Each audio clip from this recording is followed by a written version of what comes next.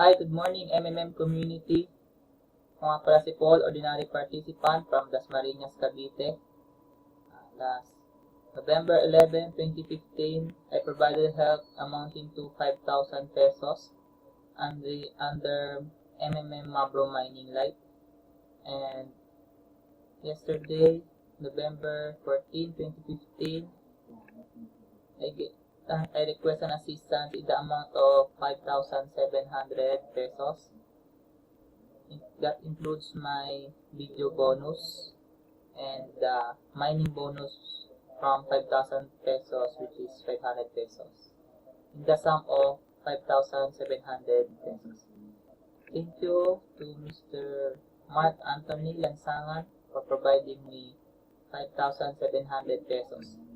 And thank you to our founder, Sir Dima Brody, for sharing us this system of helping people.